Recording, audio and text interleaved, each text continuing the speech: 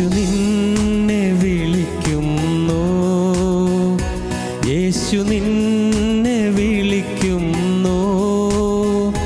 കാൽവരിയിൽ ഉയിർത്തന്നവനാം യേശു നിന്നെ വിളിക്കുന്നു. കാൽവരിയിൽ ഉയിർത്തന്നവനാം യേശു നിന്നെ വിളിക്കുന്നു.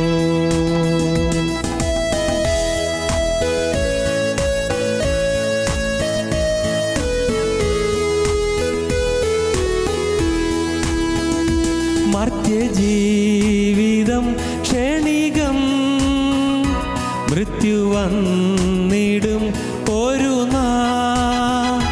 മർത്യജീവിതം ക്ഷണികം, മൃത്യു വന്നിടും ഒരു നാൾ. മറക്കാതെ നിന്നോട് ആത്മരക്ഷ മുന്നമേ നീ പ്രാപിക്കുവാൻ. മറക്കാതെ നിന്നോട് ആത്മരക്ഷ മുന്നമേ നീ പ്രാപിക്കുവാൻ. യേശു നിന്നെ വിളിക്കുന്നു, യേശു നിന്നെ വിളിക്കുന്നു. കാൽവരിയിൽ ഉയിർത്തന്നവനാം യേശു നിന്നെ വിളിക്കുന്നു. കാൽവരിയിൽ ഉയിർത്തന്നവനാം യേശു നിന്നെ വിളിക്കുന്നു.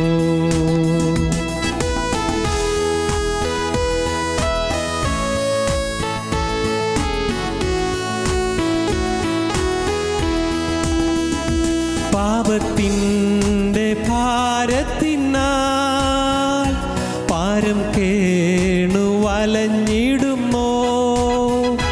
പാപത്തിൻ്റെ ഭാരത്തിനാൽ പാരം കേണു വലഞ്ഞിടുമോ.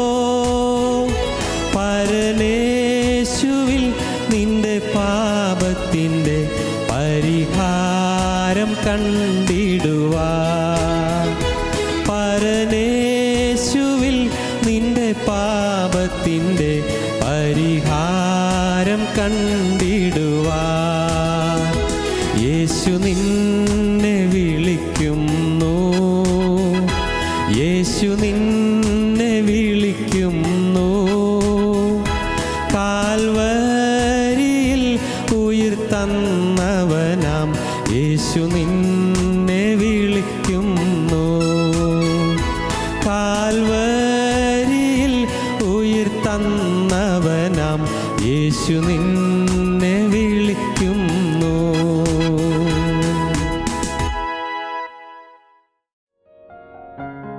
ഞങ്ങളും ക്രൂശിക്കപ്പെട്ട ക്രിസ്തുവിനെ പ്രസംഗിക്കുന്നു. ദൈവ തിരുനാമത്തിന് മഹത്വം ഉണ്ടാകട്ടെ. ദൈവത്തിന് സ്തോത്രം. യോശുവയുടെ പുസ്തകം 3-ാം അധ്യായം 5-ാം വാക്യം വായിക്കാം. പിന്നീട് 11 മുതൽ 13 വരെയുള്ള വാക്യങ്ങൾ നമുക്ക് വായിക്കാം. പിന്നെ യോശുവ ജനത്തോട്, നിങ്ങളെ തന്നെ ശുദ്ധീകരിപ്പീൻ, യഹോവ നാളെ നിങ്ങളുടെ ഇടയിൽ അതിശയം പ്രവർത്തിക്കുമെന്ന് പറഞ്ഞു. യഹോവ നിങ്ങളുടെ ഇടയിൽ നാളെ നിങ്ങളുടെ ഇടയിൽ അതിശയം പ്രവർത്തിക്കും എന്ന് യോശുവ ജനത്തോട് പറഞ്ഞു. ദൈവം നിങ്ങളുടെ ഇടയിൽ നാളെ അത്ഭുതം പ്രവർത്തിക്കും. ദൈവത്തിന് സ്തോത്രം. വീണ്ടും 3-ാം അധ്യായം 11 മുതൽ 13 വരെയുള്ള വാക്യങ്ങൾ നമുക്ക് വായിക്കാം.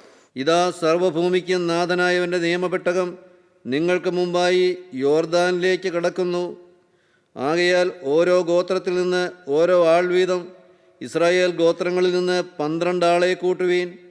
സർവ്വഭൂമിയുടെയും നാഥനായ യഹോവയുടെ പെട്ടകം ചുമക്കുന്ന പുരോഹിതന്മാരുടെ ഉള്ളങ്കാൽ യോർദാനിലെ വെള്ളത്തിൽ ചവിട്ടുമ്പോൾ ഉടനെ യോർദാനിലെ വെള്ളം 2 പിരിഞ്ഞിട്ട് മേൽ നിന്നൊഴുകുന്ന വെള്ളം ചിറ പോലെ നിൽക്കും. ദൈവത്തിന് സ്തോത്രം. മേൽ നിന്ന് ഒഴുകുന്ന വെള്ളം ചിറ പോലെ നിൽക്കും. യോർദാനാറ്റിലെ വെള്ളം, ഒഴുകി വരുന്ന വെള്ളം, അതിൻ്റെ ഒഴുക്ക് നിലയ്ക്കും. അത് അവിടെ ചിറ പോലെ അവിടെ നിൽക്കും. താഴെയുള്ള വെള്ളം ഒഴുകി പോവുകയും ചെയ്യും. ഉണങ്ങിയ നിലമുണ്ടാകും. നിങ്ങൾക്ക് അക്കരെ കടക്കാനിടയാകും. ദൈവത്തിന് സ്തോത്രം. നൂറ്റാണ്ടുകൾക്ക് മുൻപ് നിത്യനായ ദൈവം പ്രവർത്തിച്ച ഒരു അതിശയമാണ് നാം ഇവിടെ വായിക്കുന്നത്. ദൈവം ഒരു അതിശയം പ്രവർത്തിച്ചു. ദൈവത്തിന് സ്തോത്രം. ഇന്ന് ദൈവം ഒരു അതിശയം നമുക്ക് തരാൻ പോവുകയാണ്. ഇന്ന് നിങ്ങളെ തന്നെ നിങ്ങൾ ശുദ്ധീകരിപ്പീൻ, യഹോവ നാളെ നിങ്ങളുടെ ഇടയിൽ അതിശയം പ്രവർത്തിക്കും. ഇന്ന് നിങ്ങൾ നിങ്ങളെ തന്നെ ശുദ്ധീകരിപ്പീൻ, നാളെ ദൈവം നിങ്ങളുടെ ഇടയിൽ അതിശയം പ്രവർത്തിക്കും. പുതുവർഷത്തിൻ്റെ പൊൻപുലരിയിലേക്ക് നാം പ്രവേശിക്കുകയാണ്. പുതുവർഷത്തിൻ്റെ ആ പ്രകാശമേതുരമായ ശോഭായമാനമായ അന്തരീക്ഷത്തിലേക്ക് നാം കടന്നു വരികയാണ്. ദൈവത്തിന് സ്തോത്രം. പുതുവർഷം, പുതിയ പ്രതീക്ഷകൾ, പുതിയ ആശകൾ, പുതിയ വാഗ്ദത്തങ്ങൾ, പുതിയ സ്വപ്നങ്ങൾ, ഇതെല്ലാം നമ്മെ മാടി വിളിക്കുന്നുണ്ട്. പുതിയ വർഷം പുതിയ സ്വപ്നങ്ങളോടെ, പുതിയ ആവേശത്തോടെ നാം പുതുവർഷത്തിലേക്ക് പ്രവേശിക്കുകയാണ്. ദൈവത്തിന് സ്തോത്രം.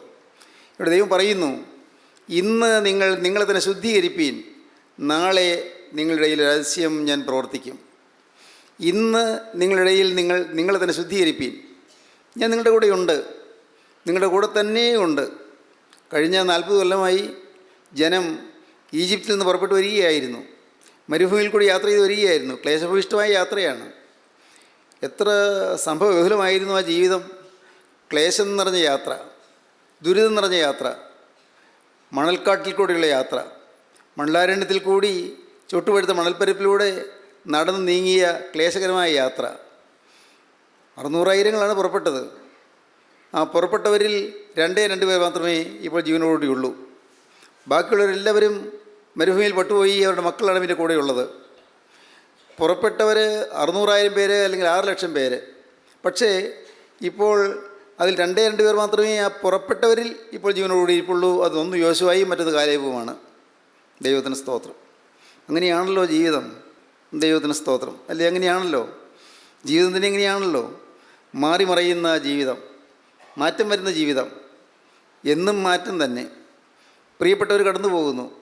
ഏറ്റവും പ്രിയപ്പെട്ടവർ നമുക്ക് ഇനി ഒരിക്കലും കണ്ടുമുട്ടാൻ പറ്റാത്ത അനന്തതയിലേക്ക് മാറിപ്പോകുന്നു. അനന്തതയിലേക്ക്, നിത്യതയിലേക്ക് മാറിപ്പോകുന്നു. ഇന്ന് ഈ വാക്കുകൾ കേൾക്കുന്ന നാം ഇന്ന് ഭൂമിയിൽ ജീവനോട്ടിരിക്കുന്നു. അത് തന്നെ ഒരു അത്ഭുതമാണല്ലോ. ഏതെല്ലാം ദുരിതങ്ങളെയാണ് നാം നേരിട്ടത്, എന്തെല്ലാം പ്രശ്നങ്ങളാണ് നമുക്ക് അഭിമുഖീകരിക്കേണ്ടി വന്നത്, എന്തെല്ലാം യാതനകളെയാണ് നാം നേരിട്ടത്. രോഗങ്ങൾ, ഞെരുക്കങ്ങൾ, കഷ്ടതകൾ, വ്യാധികൾ, കുടുംബത്തിലുള്ളതായ ക്ലേശങ്ങൾ, കുടുംബത്തിലുള്ള അഭിപ്രായ വ്യത്യാസങ്ങൾ, പല പ്രതിസന്ധികൾ, ചില പ്രശ്നങ്ങൾ. എന്തെന്ത് പ്രതിസന്ധികളായിരുന്നു ഈ വർഷം നമ്മുടെ മുന്നിലുണ്ടായിരുന്നത്. എന്നാൽ ഇപ്പോൾ കർത്താവ് പറയുന്നു, ഇതെല്ലാം ഉണ്ടായിരുന്നു, പക്ഷേ ഞാൻ നിങ്ങളുടെ കൂടെ ഉണ്ടായിരുന്നു. മരുഭൂമിയിൽ കൂടി നിങ്ങൾ നടന്നു പോകുന്ന അവസരങ്ങളിലെല്ലാം, നിങ്ങൾ ക്ലേശഭൂയിഷ്ടമായ മരുഭൂമിയിലെ യാത്രയിൽ നിങ്ങൾ എത്രയോ ദുരിതം അനുഭവിച്ചാണ് യാത്ര ചെയ്തത്. പക്ഷേ ഞാൻ നിങ്ങളുടെ കൂടെ ഉണ്ടായിരുന്നു. ഞാനാണ് നിങ്ങൾ നടത്തിയത്. സ്തോത്രം. ജീവനുള്ള ദൈവം നമ്മുടെ കൂടെ ഉണ്ടായിരുന്നു. നാം പലപ്പോഴും ദൈവത്തെ കണ്ടില്ല, നാം അറിഞ്ഞില്ല. ജീവനുള്ള ദൈവത്തിൻ്റെ കരമാണ് നമ്മെ പിടിച്ചിരിക്കുന്ന നാം ഗ്രഹിച്ചില്ല.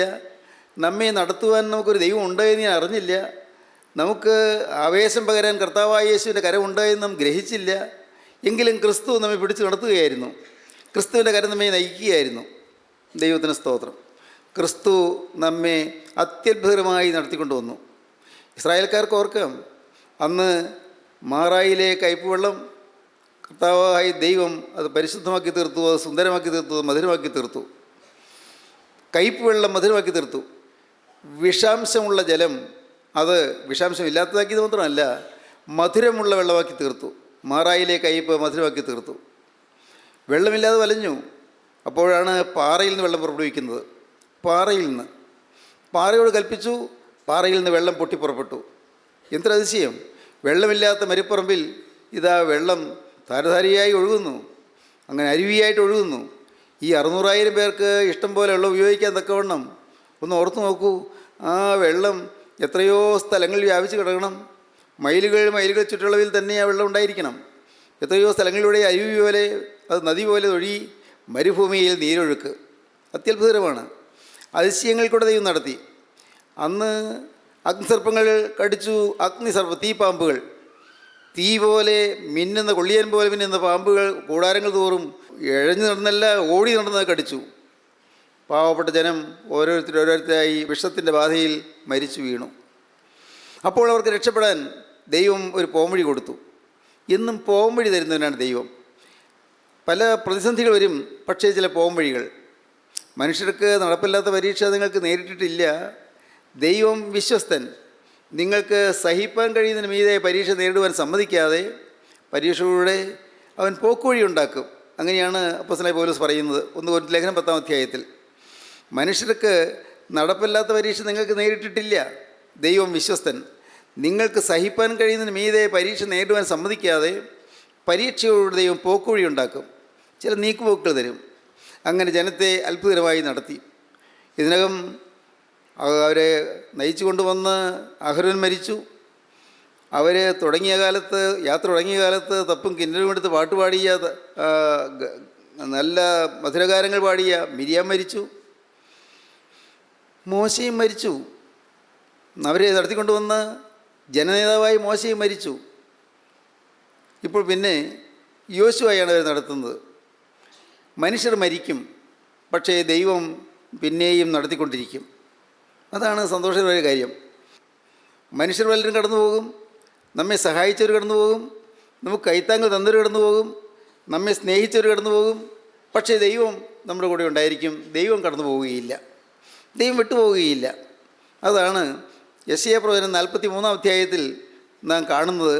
യെശയ്യാപ്രവചനം 43-ാം അധ്യായം ആദ്യത്തെ വാക്യങ്ങൾ. ഇപ്പോഴോ യാക്കോബേ, നിന്നെ സൃഷ്ടിച്ചവനും ഇസ്രായേലെ നിന്നെ നിർമ്മിച്ചവനുമായ യഹോവ ഇപ്രകാരം അരുളി ചെയ്യുന്നു, ഭയപ്പെടേണ്ട, ഞാൻ നിന്നെ വീണ്ടെടുത്തിരിക്കുന്നു. ഭയപ്പെടേണ്ട, ഞാൻ നിന്നെ വീണ്ടെടുത്തിരിക്കുന്നു.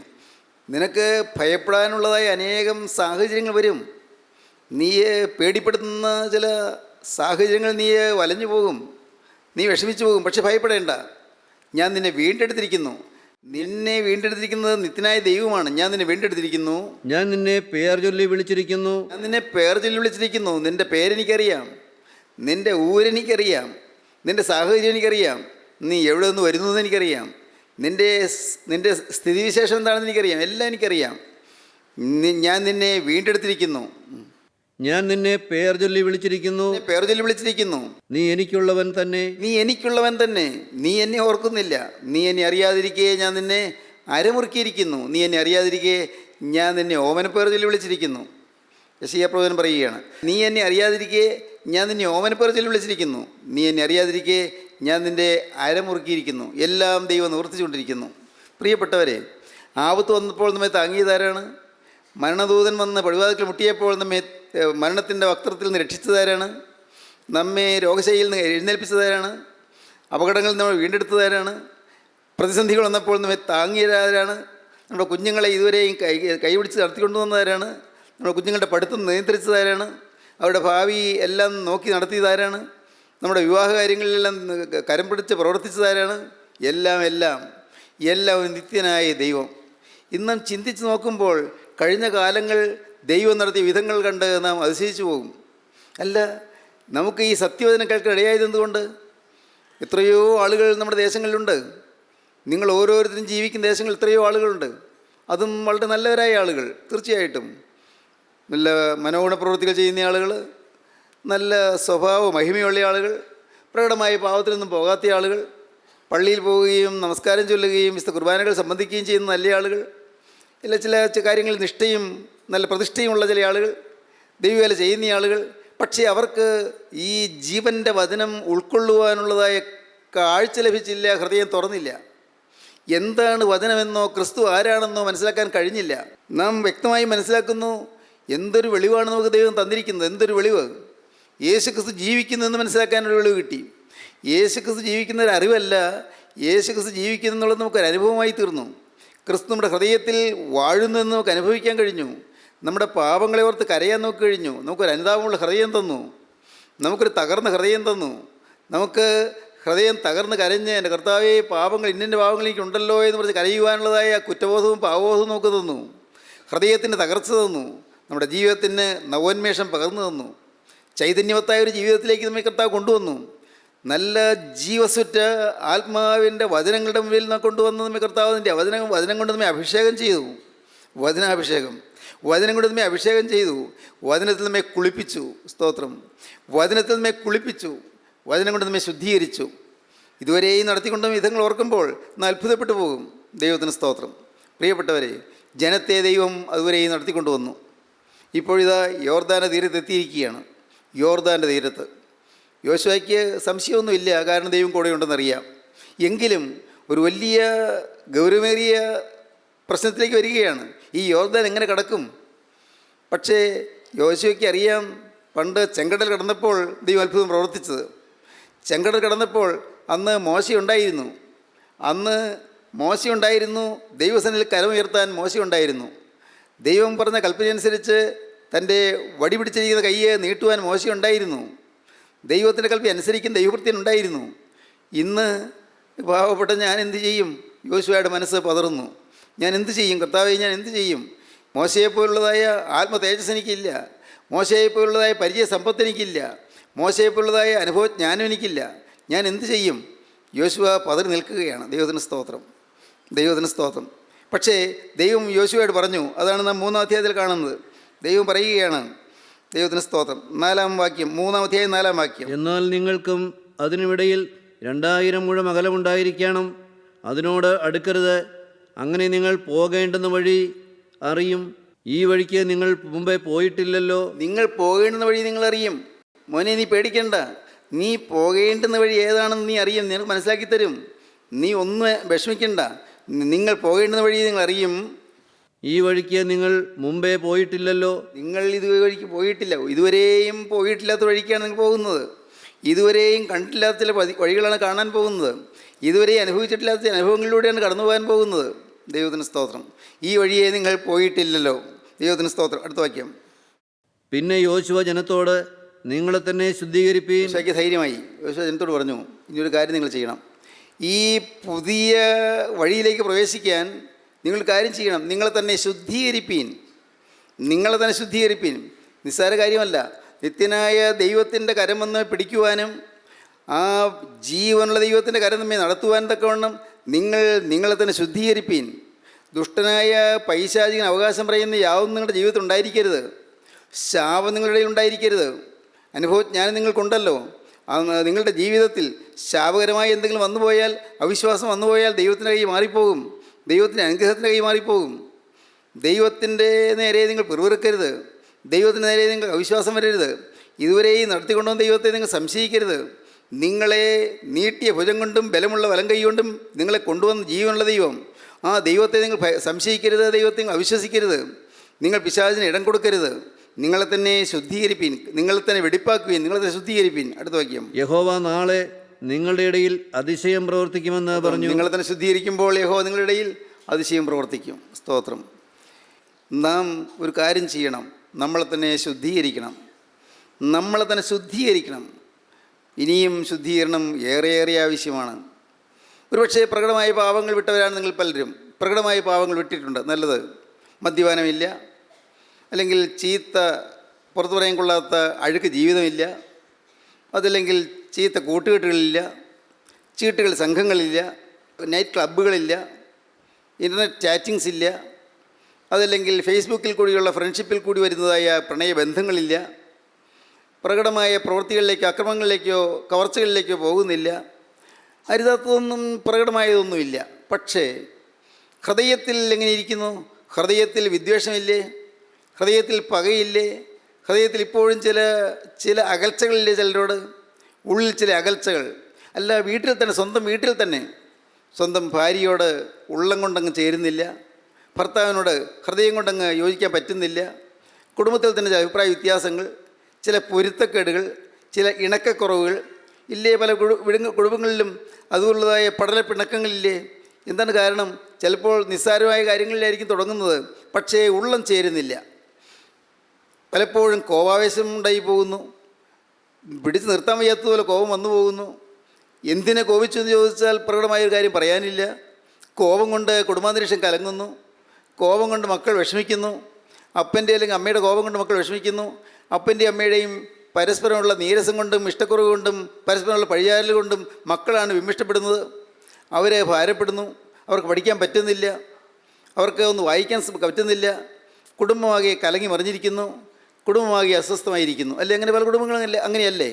ദൈവത്തിന് സ്തോത്രം. നിങ്ങളെ തന്നെ ശുദ്ധീകരിപ്പീൻ. ഒരു പുതിയ അനുഭവം നിങ്ങൾക്ക് ലഭിക്കാൻ പോവുകയാണ്. യഹോവ നിങ്ങളുടെ ഇടയിൽ അതിശയം പ്രവർത്തിക്കാൻ പോവുകയാണ്, അതിശയം പ്രവർത്തിക്കാൻ പോവുകയാണ്.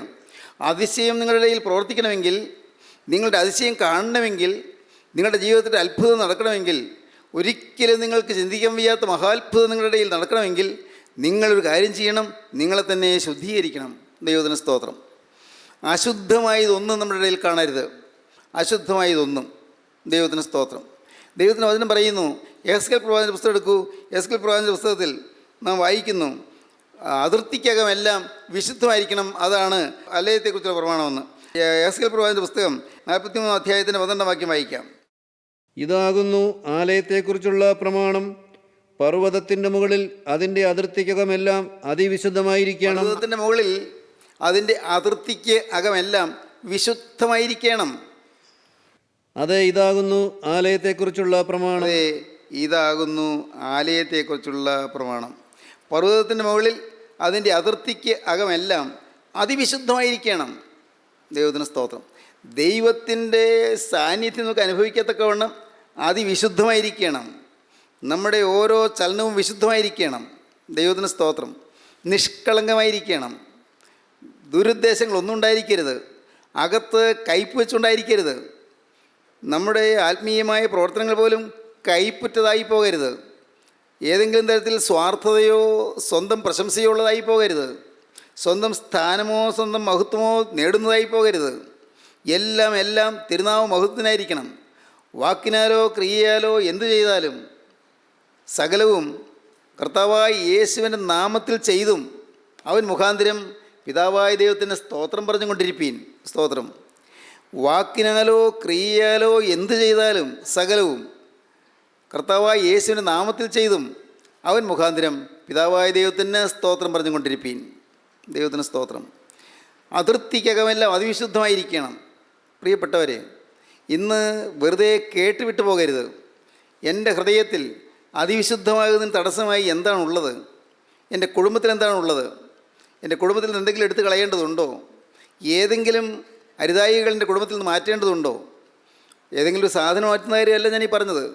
സാധനങ്ങളിലുണ്ടെങ്കിൽ മാറ്റണം. ഏതെങ്കിലും കൊള്ള വസ്തുവോ അല്ലെങ്കിൽ മോഷണം നടത്തിയ വസ്തുവോ ഒന്നും അവിടെ ഉണ്ടാകരുത്. ഉടമസ്ഥൻ അനുവദിക്കാതെ, ഉടമസ്ഥൻ്റെ അനുവാദം കൂടാതെ നാം ഏതെങ്കിലും സാധനങ്ങൾ നമ്മുടെ വീട്ടിൽ കൊണ്ടുവന്ന് വയ്ക്കുന്നെങ്കിൽ അത് അപകടമാണ്, അത് ശാപമാണ്, നമ്മുടെ മക്കൾക്ക് ദോഷമാണ്. അതൊക്കെ നിങ്ങൾക്ക് അറിയാവുന്ന കാര്യമായതുകൊണ്ട് ഞാനത് വിശദീകരിക്കുന്നില്ല. പക്ഷേ നോക്കണം, എന്തെങ്കിലും ഉണ്ടോ എൻ്റെ കുടുംബത്തിൽ, എൻ്റെ ജീവിതത്തിൽ, എൻ്റെ ഈ ശരീരത്തിൽ ഞാൻ ഏറ്റുപറയാത്തതായ ഏതെങ്കിലും പാവമുണ്ടോ? ഏറ്റുപറഞ്ഞ് ഉപേക്ഷിക്കാത്തതായ ഏതെങ്കിലും പാവമുണ്ടോ? എൻ്റെ ജീവിതത്തിൽ ഞാൻ അനുതാപത്തോടെ ഏറ്റുപറഞ്ഞ് കർത്താവേ ഇനിമേൽ ആവർത്തിക്കുകയില്ല എന്ന് പറയാത്തതായി ഏതെങ്കിലും പാവം ഇനിയും ബാക്കി നിൽക്കുന്നുണ്ടോ? ദൈവത്തിന് സ്തോത്രം. അതിർത്തിക്കകമെല്ലാം വിശുദ്ധമായിരിക്കണം. പുതുവർഷത്തിൽ നിങ്ങൾ അതിശയം കാണാൻ പോവുകയാണ്. പുതുവർഷത്തിൽ പുതു ചൈതന്യങ്ങൾ ഉൾക്കൊള്ളാൻ പോവുകയാണ്. പുതുവർഷത്തിൽ പുതിയ വഴിയിൽ കൂടി നിങ്ങൾ നടക്കാൻ പോവുകയാണ്. പുതിയ വഴി. ഈ വഴിയെ നിങ്ങൾ പോയിട്ടില്ലല്ലോ. ഇല്ല, പോയിട്ടില്ല. എന്താണ് നമുക്കറിയാൻ പാടില്ല. നാം ചിന്തിക്കാറുള്ളൊരു വാക്യമുണ്ടല്ലോ, ഓർക്കുന്നുണ്ടോ? Yesterday is A history and tomorrow is A mystery and today is A gift. Yesterday is A history, അത് ചരിത്രമായിപ്പോയി. ഇന്നലെ ഒരു ചരിത്രമാണ്. Yesterday is A history. Tomorrow is A mystery. നാളെ എന്താണ് ആർക്കറിയാം? നമുക്ക് അറിഞ്ഞുകൂടാ. Today is A gift. ഇന്ന് ഒരു ഗിഫ്റ്റാണ്. നമുക്ക് സമ്മാനം കിട്ടിയിരിക്കുകയാണ്. ഈ ടുഡേ എന്ന് പറയുന്ന ഇന്ന് ഞാൻ എന്നെ തന്നെ ശുദ്ധീകരിക്കണം. എന്നാൽ നാളത്തെ മിസ്റ്ററി എനിക്ക് സമ്പൂർണ്ണമായും സൗഭാഗ്യവത്താക്കി തീർക്കാൻ സാധിക്കും, സൗഭാഗ്യകരമാക്കി തീർക്കാൻ സാധിക്കും. നാളത്തെ മിസ്റ്ററി, നാളത്തെ രഹസ്യം എന്താണെന്ന് അറിഞ്ഞൂടാ ഇപ്പോൾ, പക്ഷേ അത് മനോഹരമാക്കി തീർക്കാൻ സാധിക്കും എന്ന് ഞാൻ എന്നെ തന്നെ വിശദീകരിക്കുക. എൻ്റെ സഹോദരങ്ങളെ, ഞാൻ വളരെ കൃത്യമായി പറയട്ടെ, ഏതെല്ലാം പാപങ്ങൾ നിങ്ങൾക്ക് വന്നു പോയെങ്കിലും, എത്ര മ്ലേച്ഛതകൾ സംഭവിച്ചു പോയെങ്കിലും, നിങ്ങൾക്ക് ആരും അറിയാതെ ദൈവസന്നിധിയിൽ ഇരുന്ന് നിങ്ങൾക്ക് ഓരോന്നോരോന്നോർത്ത് അനുഭവിക്കാം. എണ്ണി ദൈവത്തോട് പറയാം, കർത്താവിനോട് തുറന്നു പറയാം, കർത്താവേ എനിക്ക് പരിഹാരം ചെയ്യാൻ എന്നെക്കൊണ്ട് സാധ്യമല്ലല്ലോ, ഇതിന് പ്രായശ്ചിത്തം ചെയ്യാൻ എന്നെക്കൊണ്ട് കഴിവില്ലല്ലോ, കർത്താവേ എനിക്ക് ഈ പാപത്തിൽ നിന്നൊരു മോചനം തരണം, ഈ പാപത്തിൻ്റെ ഹീനമായ അവസ്ഥയിൽ നിന്ന് എനിക്കൊരു കരയേറ്റം തരണം, എൻ്റെ മേലുള്ള സകല അശുദ്ധിയും മാറ്റി പൈശാചികന് അവകാശമുള്ളതെല്ലാം എന്നിൽ നിന്ന് മാറ്റി നീ എന്നെ വിശുദ്ധീകരിക്കണം. ദൈവത്തിന് സ്തോത്രം. അങ്ങനെ നാം പ്രാർത്ഥിക്കുമ്പോൾ ദൈവത്തിൻ്റെ കൃപ നമ്മെ വന്ന് മൂടും. അപ്പോഴാണ് കർത്താവായ യേശുവിന് തിരക്തം നമ്മെ ശുദ്ധീകരിക്കുന്നത്. യേശുക്രിസ്തുവിന് തിരക്തം നമ്മെ ശുദ്ധീകരിക്കും. ദൈവത്തിന് സ്തോത്രം. ഈ വാക്കുകളെല്ലാം നമുക്കറിയാവുന്നതല്ലേ? തിരക്തം നമ്മെ ശുദ്ധീകരിക്കുന്നത് ഇവിടെ ഇരിക്കുന്ന കൊച്ചുകുട്ടികൾക്ക് പോലും അറിയാം. എന്നാൽ അത് നമ്മൾ അനുഭവിച്ചിട്ടുണ്ടോ? യേശുക്രിസ്തുവിൻ്റെ രക്തം സകല പാപം പോക്കി ശുദ്ധീകരിക്കുന്നെന്ന് വചനം കേട്ടാൽ പോരാ, വചനം അറിഞ്ഞാൽ പോരാ, നാം അനുഭവിച്ചിട്ടുണ്ടോ? അനുഭവജ്ഞാനം. യേശുക്രിസ്തുവിൻ്റെ തിരക്തം എന്നെ കഴുകി എന്നുള്ളൊരു ഉറപ്പ്. ഇതുവരെ വന്നുപോയ സകല പാപങ്ങളും യേശുക്രിസ്തുവിൻ്റെ രക്തത്താൽ കഴുകി എന്നുള്ളതായ ഒരു ഉറപ്പ്. എല്ലാം ഞാൻ അനുതാപത്തോടെ ഏറ്റു പറഞ്ഞു എന്നുള്ളതായ ഒരു ഉറപ്പ്. എൻ്റെ പ്രിയ സഹോദരങ്ങളെ, ഒരു മനുഷ്യന് ലഭിക്കാവുന്ന ഏറ്റവും വലിയ ഭാഗ്യം പാപമോചനമാണ്, പാപക്ഷമയാണ്. പാപക്ഷമ പ്രാപിച്ചിട്ട് വേണം നമുക്ക് നാളെയിലേക്ക് പ്രവേശിക്കാൻ. പാപക്ഷമ പ്രാപിച്ചിട്ട് വേണം നമുക്ക് പുതുവർഷത്തിലേക്ക് പ്രവേശിക്കാൻ. പാപക്ഷമ, പാപമോചനം. വന്ന അകൃത്യങ്ങളെല്ലാം മാറിക്കിട്ടണം. ദുഷ്ടൻ അവകാശം പറയുന്ന, പൈശാചികൻ അവകാശം പറയുന്ന എല്ലാ തിന്മയും നമ്മിൽ നിന്ന് മാറിപ്പോകണം. യേശുക്രിസ്തുവിന്റെ തിരുരക്തത്താൽ എല്ലാം കവർ ചെയ്യണം, എല്ലാം ആവരണം ചെയ്യപ്പെടണം, എല്ലാം മൂടി, എല്ലാം കവർ ചെയ്ത് നമുക്ക് ഒരു പാപവും പുറത്ത് കാണാത്ത വിധത്തിൽ ആ പാപ സ്വഭാവം പോലും കവർ ചെയ്ത് തരണം. സ്തോത്രം. യേശുക്രിസ്തുവിന്റെ തിരുരക്തം നമ്മെ കവർ ചെയ്യണം, നമ്മെ ആവരണം ചെയ്യണം. തിരുരക്തത്താലുള്ള ആവരണം. ഹല്ലേലൂയ, ദൈവത്തിന് സ്തോത്രം. ഇന്ന് നിങ്ങൾക്കത് ആഗ്രഹിക്കാമോ? യേശുക്രിസ്തുവിനോട് നിങ്ങൾക്ക് യാചിക്കാമോ? കർത്താവേ, എൻ്റെ മേൽ നിന്റെ തിരുരക്തം വന്ന് മൂടണമേ, നിന്റെ തിരക്തം വന്ന് എൻ്റെ മേൽ പതിയണമേ, ആ തിരക്തത്താൽ നീ ആച്ഛാദനം ചെയ്യണമേ. ഹല്ലേലൂയ, ദൈവത്തിന് സ്തോത്രം. തിരക്തത്താൽ നീ ആവരണം ചെയ്യണമേ, തിരക്തത്താൽ എന്നെ പൊതിയണമേ. ദൈവത്തിന് സ്തോത്രം. കർത്താവേ, ആ തിരക്തത്താലുള്ള ആവരണം കൊണ്ട് മാത്രമേ എനിക്ക് പാപത്തിന് മേൽ ജയം കിട്ടുകയുള്ളൂ, എനിക്ക് പാപത്തിന് മേൽ എനിക്കൊരു വിജയം കിട്ടുകയുള്ളൂ, പാപത്തിൽ നിന്നൊരു കരയേറ്റം കിട്ടുകയുള്ളൂ. കർത്താവേ, എനിക്ക് അനുഗ്രഹമായ നാളെയിലേക്ക് എനിക്ക് പ്രവേശിക്കണം. പുതിയൊരു വസന്തത്തിന് തുല്യമായ കാലത്തിലേക്ക് എനിക്ക് പ്രവേശിക്കണം. വസന്തത്തിന് തുല്യമായ കാലം. ദൈവത്തിന് സ്തോത്രം. കർത്താവേ, ഒരു വസന്തകാലം നീ എനിക്ക് തരണം, അനുഗ്രഹകാലം നീ എനിക്ക് തരണം, സമാധാനകാലം നീ എനിക്ക് തരണം, സന്തോഷകാലം നീ എനിക്ക് തരണം, അഭിവൃദ്ധിയുടെ കാലം എനിക്ക് തരണം, പുരോഗതിയുടെ കാലം നീ എനിക്ക് തരണം. കർത്താവേ, സന്തോഷത്തിൻ്റെയും സമാധാനത്തിൻ്റെ കാലം എനിക്ക് തരണം. ഇന്നലെ വരെ ജീവിച്ചതുപോലല്ല, ഇതുവരെ ജീവിച്ചതുപോലല്ല. ഒരു പുതിയ ജീവിതം, പുതിയ സമാധാന ജീവിതം, പുതിയ സന്തോഷ ജീവിതം, പുതിയ ആനന്ദം നിറയുന്ന ജീവിതം, അത് നീ എനിക്ക് തരണം. കർത്താവേ, ഒരു സ്വർഗീയ ജീവിതം എനിക്ക് ഈ ഭൂമിയിൽ വെച്ച് തരണം. സ്തോത്രം. യേശുക്രിസ്തു കൂടെ ഉണ്ടായെന്നുള്ള ഉറപ്പേറിയ ജീവിതം എനിക്ക് തരണം. നിങ്ങൾ പ്രാർത്ഥിക്കണം. യേശുക്രിസ്തു കൂടെ ഉണ്ടായെന്നുള്ള ഒരു ഉറപ്പ്, പാപങ്ങളെ ക്ഷമിച്ചു എന്നുള്ളതായ ഒരു ഉറപ്പ്, പാപമോചനം കിട്ടിയെന്നുള്ളതായ ഒരു ഉറപ്പ്, പാപമോചനം കിട്ടിയതിനുള്ളതായ സന്തോഷത്തിന് തിമിർപ്പ്, നമ്മുടെ ഹൃദയത്തിൽ ആനന്ദം അലതല്ലുന്നതായ അനുഭവം. ഹല്ലേലൂയ, ദൈവത്തിന് സ്തോത്രം. അത് നമുക്ക് തരും കർത്താവ്. സ്തോത്രം. നിങ്ങൾ എന്ത് പറയുന്നു? നിങ്ങൾ സമർപ്പിക്കുമോ? ഇപ്പോൾ സമർപ്പിക്കുമോ? ജീവിതം കർത്താവിൻ്റെ കരങ്ങളിലേക്ക് കൊടുക്കുമോ? നമുക്ക് നമ്മുടെ തലകളെ വണക്കാം, നമുക്ക് പ്രാർത്ഥിക്കാം, കർത്താവോട് പറയാം, കർത്താവേ, ഇന്നു മുതൽ ഞാൻ പുതിയ സൃഷ്ടിയായിരിക്കും, ഇന്നു മുതൽ ഞാൻ എൻ്റെ വകയായിരിക്കും, ഇന്നു മുതൽ നാഥ ഞാൻ നിൻ്റേത് മാത്രം. ദൈവത്തിന് സ്തോത്രം. ദൈവത്തോട് നമുക്ക് വാക്ക് പറയാം, കർത്താവിൻ്റെ കരങ്ങളിലേക്ക് കൊടുക്കാം. യേശുവിനോട് വാക്ക് പറഞ്ഞുകൊണ്ട്, കർത്താവേ, ഇന്നു മുതൽ ഞാൻ നിൻ്റെ വക, ഹൃദയത്തിൽ തീരുമാനിച്ചുകൊണ്ട് നമുക്ക് പ്രാർത്ഥിക്കാം. കാരുണ്യവാനേ, മഹാപരിശുദ്ധനായ ഞങ്ങളുടെ സ്വർഗീയ പിതാവേ, പുതുവർഷത്തിലേക്ക് പ്രവേശിക്കുമ്പോൾ കർത്താവേ, പുതുവർഷത്തിൻ്റെ എല്ലാ നന്മകളും ഞങ്ങൾ ലഭിക്കത്തക്കവണ്ണം, അതിർത്തിക്കകമെല്ലാം വിശുദ്ധമായിരിക്കത്തക്കവണ്ണം, കർത്താവേ, ഞങ്ങളുടെ അതിശയ വിഷയമായി തീരത്തക്കവണ്ണം ഞങ്ങളുടെ അവിടെ നിന്ന് അത്ഭുതം പ്രവർത്തിക്കണമേ എന്ന് പ്രാർത്ഥിക്കുന്നു. ശത്രുവായ പൈശാചിനെ ഞങ്ങൾ നകറ്റുകയും തിരക്തത്തിൽ ഞങ്ങൾ മുദ്രയിടുകയും ചെയ്യണമേ. എല്ലാവരെയും അനുഗ്രഹിക്കണമേ, സമാധാന ജീവിതത്തിലേക്ക് പ്രവേശിപ്പിക്കണമേ, നിത്യജീവൻ്റെ ഉറപ്പ് നൽകണമേ, എല്ലാ നന്മകളാൽ നിറയ്ക്കണമേ. യേശു ക്രിസ്തുവിൻ്റെ വിലയേറിയ നാമത്തിൽ പ്രാർത്ഥിക്കുന്നു. കൃപയോടെ കേൾക്കണമേ. ആമീൻ.